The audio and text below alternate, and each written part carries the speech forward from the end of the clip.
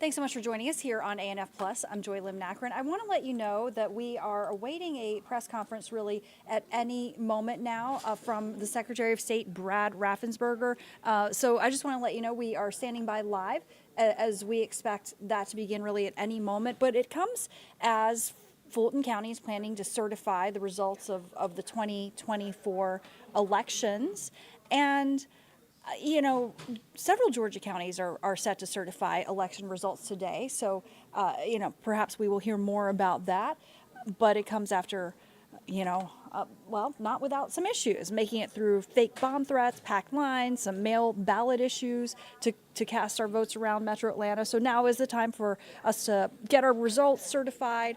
And today's the deadline for all 159 counties in Georgia to certify their votes. The state has until November 23rd to certify the state's results.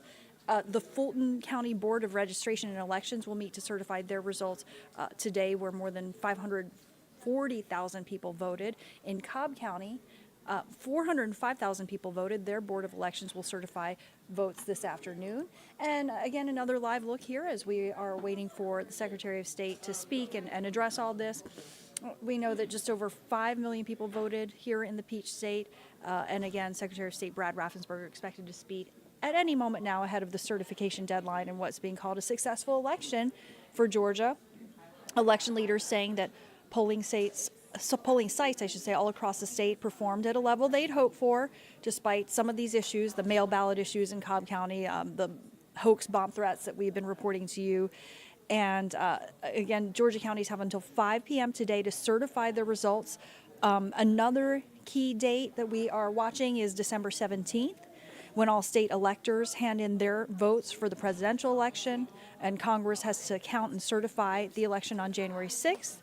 And as president of the Senate, Vice President Kamala Harris will oversee the counting of that.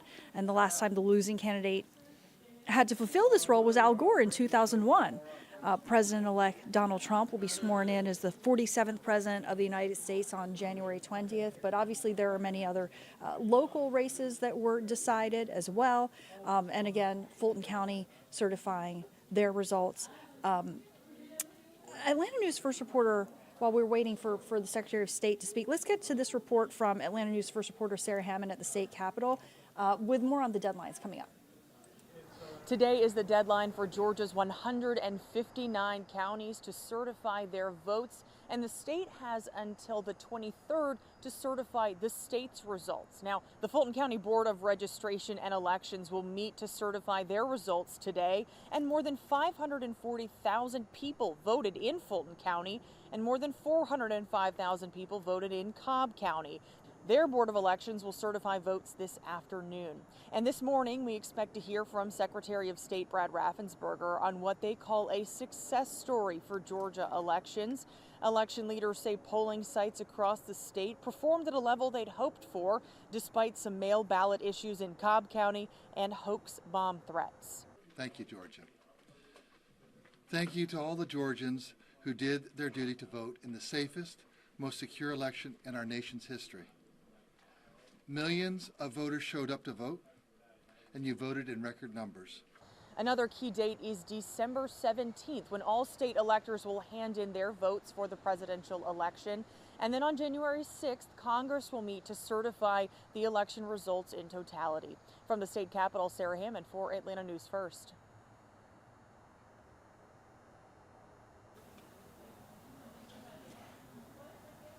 All right, and thanks so much to Sarah Hammond for that report. You know, after Democrats suffered some big election losses here in Georgia, the state party is now assessing its next steps.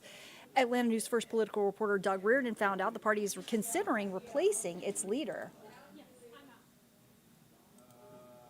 This week, 22 members of the Georgia Democratic Party, most of them candidates who lost their recent state house races, called for the resignation of party chair Nikema Williams.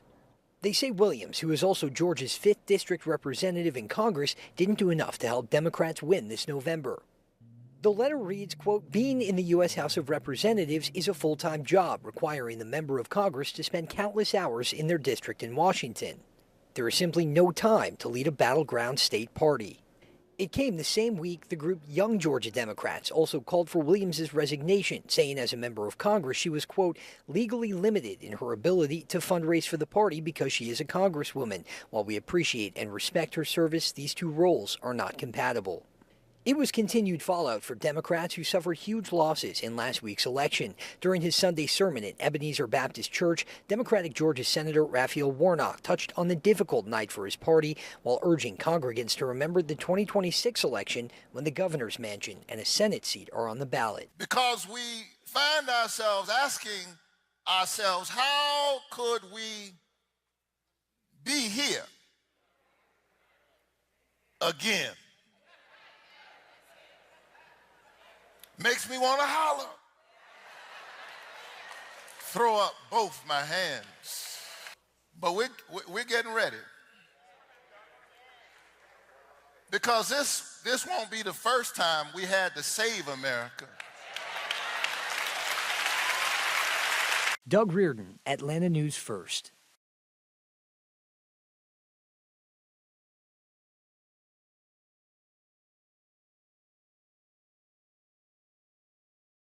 I'd love to talk about horses. Hang on. And, you know, a new city in Gwinnett County is working fast to get things up and running before the start of the year. There's going to be an emergency meeting later today to try to make that happen. Atlanta News First Adam Murphy has more. We cannot afford to start this new chapter of our city's history on a note of complete disregard for established law. District 5 candidate Michelle Sims spoke out Monday against other duly and newly elected Mulberry City Council members. Sims is in a runoff to be determined next month and is opposed to other council members calling for an emergency meeting Tuesday evening to elect a mayor and legal representation. The city charter explicitly states that the mayor and the mayor pro tem is to be selected at the first regular meeting after the election, not at an emergency meeting. The city's website says the city of Mulberry will be governed by 5 city council members, each of whom will represent less than 7,000 constituents, and elect a mayor from among the 5. The city charter clearly defines that emergency meetings are reserved for matters that affect life, health, property, and the public. All right, and Secretary of State Brad Raffensperger now speaking. With short lines and fast results. I delivered on that promise, and voters responded 1 week ago with record turnout. So I digress for a second here. Speaking of fast results, we posted some of them, but for the top 5 counties that we have for fast results, 4 of them got them up there before 7:01. Number 5 was Gordon County, 7:01:08 p.m. Number 1 was Floyd County. Number 2, Greene. Number 3, Douglas. 4, Brantley, and then Gordon. But that's the kind of results we had on election night. I just wanted to give a shout out to the top 5. We have 159 counties, and I would be here a little bit long if I did every single one of them. But congratulations. Well, thank you to all the Georgians who did their duty to vote in the safest, most secure election in our nation's here. Millions of voters showed up to vote, and you voted in record numbers. Nearly 5.3 million, just 10,000 votes short. Today, counties across Georgia will reconfirm the will of Georgia voters with county certifications by 5 p.m. today. I said from the beginning, some people will be happy about the election results, and some will be sad. But the fact is, we won the House, the Senate, and the presidency. And every single Georgian can take it to the bank that these election results reflect the will of Georgia's voters, you, the voter. Thank you to the thousands of poll workers you delivered for our voters. You are the real national heroes. Just like in 2020 and 2022, Georgia had a successful election because you work every day to protect every legal vote. Again, I am grateful to the voters of Georgia. I work every day to protect you, the voter, and that is what I have done. I put you first. Election integrity doesn't happen just in the 11th hour. as some fringe activists poorly claimed to try to do this past month. It is planned years in advance. That is why I've led the effort to ensure that only American citizens vote in our elections, and why I fought for election security to add photo ID for all forms of voting here in Georgia. I ran on that, and I delivered. I've also led the effort to create the cleanest voter rolls in the entire country by joining a multi-state partnership to ensure voters only vote once. And to those who interfere in our elections, I have a very direct message for you. Citizens will not be fearful of coming out to vote.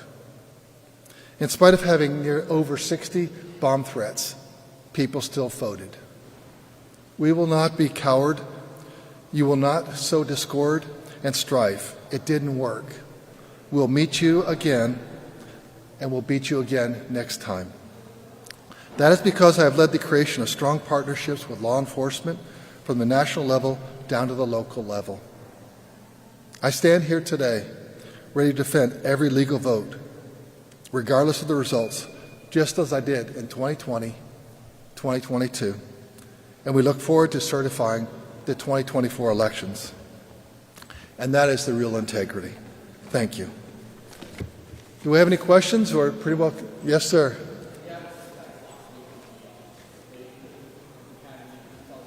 Pardon me?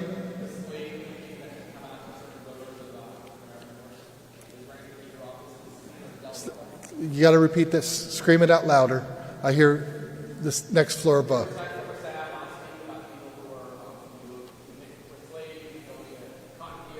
Yeah. We've identified it. We believe it's foreign.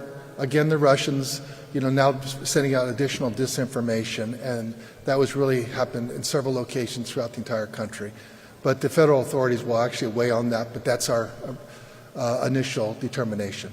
Thank you.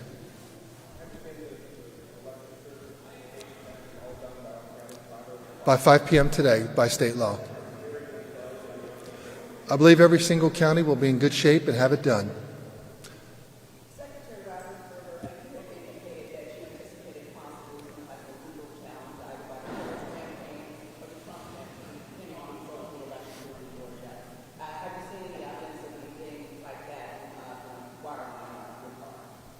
There shouldn't be. I think the results were very conclusive. Whether people like them or not, those results were very conclusive. But after 2018, Stacey Abrams lost by 55,000 votes. We had about 10 lawsuits.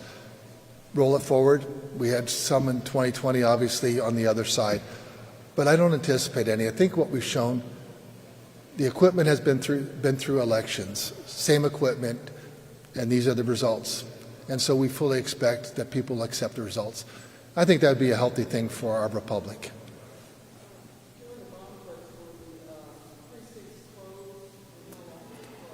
Yeah, we had about 4 or 5 of those precincts were closed as dogs went through there and swept. Some of them were like 20 minutes, and one was up to 50 minutes. But other than that, that was just about 4 or 5 in the entire state, with well over 65. We identified very early on that it was foreign-based. We said it was Russians. In the afternoon, the FBI confirmed that. So we just continued on, and so did the poll workers. And really, the law enforcement said, it's safe, continue working. It's not a credible threat. Not to my knowledge. Yes, sir.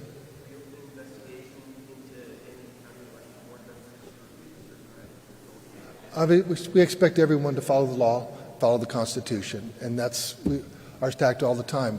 We want everyone basically to have, free, fair, and fast elections. I think that's very important. We then expect people to follow the law. I don't believe with the results that we've had there'd be any questions in doubt who actually won the state of Georgia. I've been very clear. I called the race probably at 10:45 p.m. National news media didn't want to pick it up, but I called the governor at 10:30 to let him know this is the way it was going to go.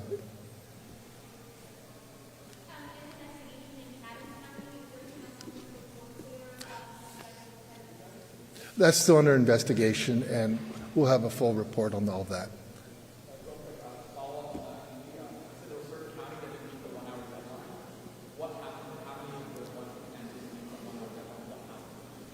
Well, that's just something that we'll do our investigation. We'll give that information to the State Election Board, and then it'll be into their area for what they want to do with it.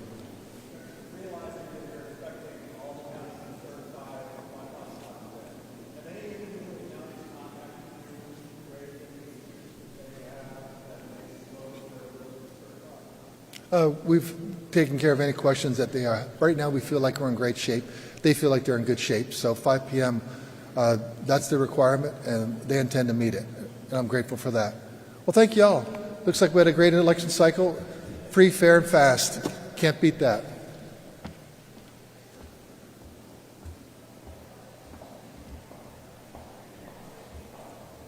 Peace, All right, so you and that have can just- be addressed. All right, so you've just been listening live to Secretary of State Brad Raffensperger speaking about the certification of the election results. I also want to let you know about another major story that we're following as well. Let me take you live inside the courtroom, and we are looking at a hearing for Jose Ibarra, who is the man who is accused of killing Laken Riley.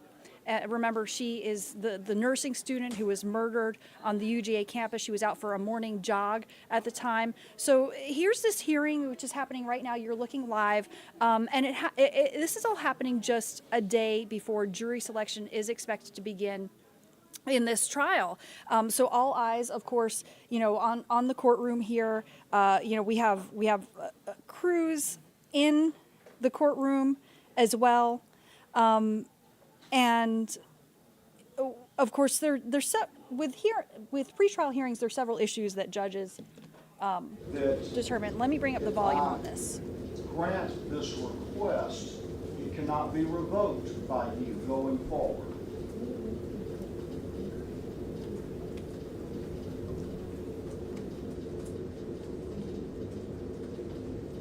Yes, Your Honor. Yes, Your Honor. Yes, Your Honor. Mr. Kirby, let me ask you on the record, have you had sufficient time to go over this waiver with your client? I have, Judge. And can you say collectively, you and the other defense counsel, are you all in agreement with your client's decision to make this election? We are, Judge. Is there anything else you think I need to know on this subject? Not about this matter, Judge. Ms. Ross, anything? May I inquire, I know it may seem quite silly because the defendant is incarcerated, but stranger things have happened. Would the court please inquire to make sure that the defendant's age and the fact that he's not under the influence of any drugs and or alcohol at the time today or at the time that he made that decision?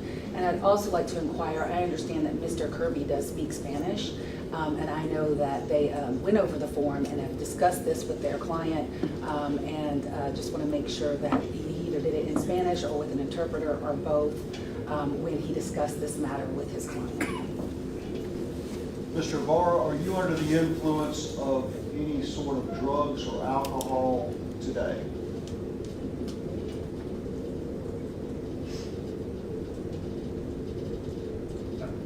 No, Your Honor. Were you under the influence of drugs or alcohol when you considered the waiver of the terms included in this form? No, Your Honor. Mr. Kirby, could you describe how did you translate with the assistance of Ms. Smith, or how did you discuss this with Mr. Ibarra? Judge, what I can tell you is that the form was translated and we reviewed it with Ms. Smith, who is an interpreter for the court. And then, were you present when that took place? I was. Is it your belief or understanding that she translated it to your client in an appropriate way? I don't have any reason to think that that was not done, Judge. And I ask you because I understand you speak Spanish. I understand, Judge. Without getting into my fluency, of Spanish. We brought Ms. Smith in for a reason. I am not qualified to tell you exactly what those words were. It was reviewed just like in any other case with a certified court reporter and court interpreter. And we have stated that Mr. Barr has stated that he understood it. We have stated that we've gone over it with him, and I'll leave it at that. What else, Ms. Ross? That's it, Your Honor. May the parties have an opportunity to discuss scheduling with the court, and that can actually be in chambers if it pleases the court. Yes. Thank you. We can discuss that. I also recognize that Mr. Kirby has filed a follow-up motion for continuance on the true or legal issue. Is that true? That's correct, Judge. I think that it would be very similar to what we argued at the motion, but given the court's order on that, I have a feeling I know what the court is going to do. We just want to renew that motion. Well, and I understand your obligation to do that. I can appreciate that. I think it's appropriate that if we probably need to address that now on the record. Have you had a chance to see that? I just saw it this morning. I did see it, Your Honor. In the state's position on it, I think we have a little factual disagreement about the timing of matters. I'll repeat my position on the motion to continue, or at least putting all of the dates in context for the court. In the terms of the true allele DNA results in this case. So the very first true allele report in this case was issued in April of 2024. That report was not disclosed to the defense until the very first round of discovery, which came out in May of 2024. So as of May of 2024, everybody is on alert that that some of the results, not all of the results, because some of the results are traditional DNA, some of the results are YSTR DNA, but there are also true allele results in this case. And so in May, everybody was aware that we have true allele results in this case. The true allele testing continued because this case is not yet 9 months old, so things are continuously tested. As things are tested and as reports became available, they were disclosed to the defense. The very last true allele report in this case was issued in September of 2024. It wasn't until the last results were issued in this case that the GBI could disclose and give to everyone, the state, meaning the prosecutors and the defense, the raw data that was produced as a result of the true allele testing in this case. And that raw data was timely subpoenaed by the defense.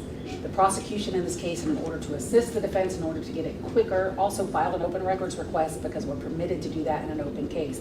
We worked together, defense and prosecution, as quickly as possible to make sure that they got the raw data as soon as they could. The raw data was produced to them in October, I think it was October 11th of 2024 is when they obtained the raw data from the true allele results in this case. And so I put all of those dates to the court in context for the court to consider this ruling. But it was known in May of this year that we have true allele, and that true allele was part of the DNA testing done in this case. And I will leave the court with that knowledge and those timelines and defer to the court. Yes. And Judge, I appreciate the state's position, I guess, that we would have known that this was a true allele case.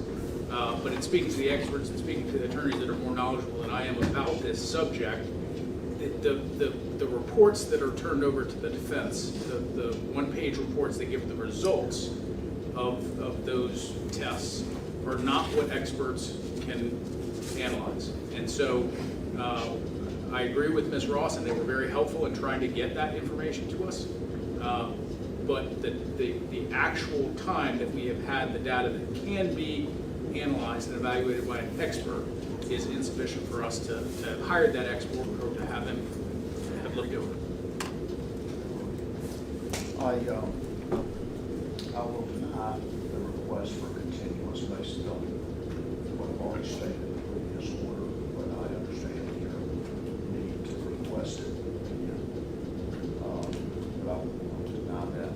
Let me state for the record that I do find Mr. Ibarra's waiver for jury trial is made freely, publicly, and voluntarily based on as well as the statement that he has that's been provided. Apparently he signed today in the presence of his attorney. I will leave it to you all. I'm willing, if I think we do have the option to go into chambers and discuss scheduling matters. That would be all it would be, to try to figure that out. If there's something else, let's talk about it down here. Obviously, I'll give you a chance if you want to speak with your client to make sure he understands and there's no objection about us recessing the matter in open court and resuming upstairs and try to deal with timing of this. Yes, Your Honor. That works for us.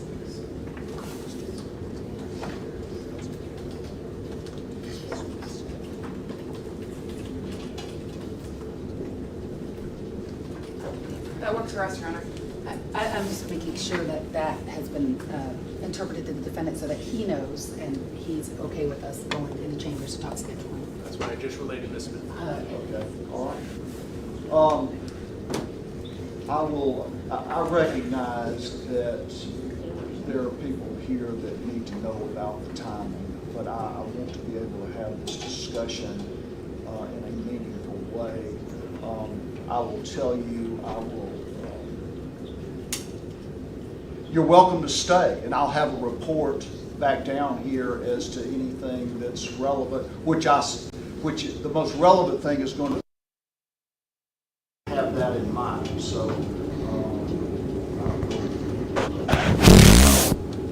reconvene, I'll be glad to make that statement along with anything else. Also, let me say, I recognize, I said this when I first started this morning, as you can tell, we're experiencing some significant physical issues dealing with this plant, this facility,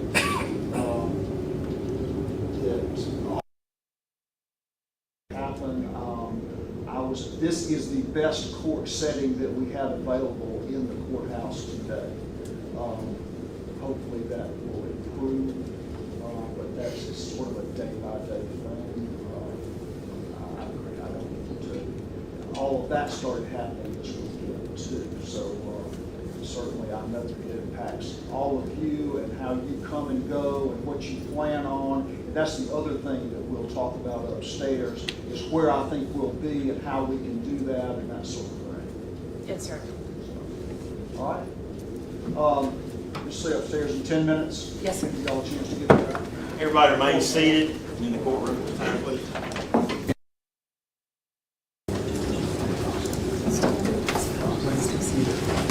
10-minute recess.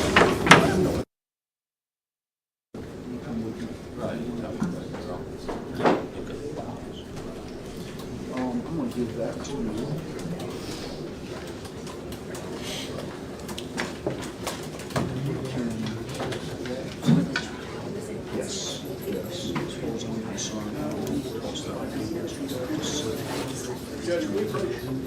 Yes. Yes.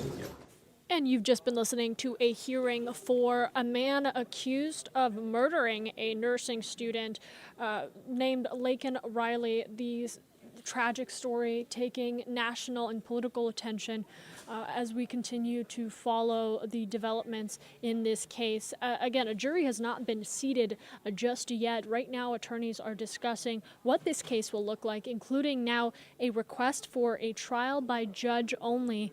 The attorneys for Jose Ibarra waiving or requesting at least to waive a jury trial, asking that this be a closed trial involving the judge, prosecutors, and defense attorneys. So we will continue to bring this to you live on Atlanta News First Plus on our secondary channel. You can access that by downloading the Atlanta News First app. You can also find it on Roku, Apple TV, Amazon Fire TV, and of course joining the conversation on YouTube Live. We are going to continue to carry this stream for you right here on ANF Plus.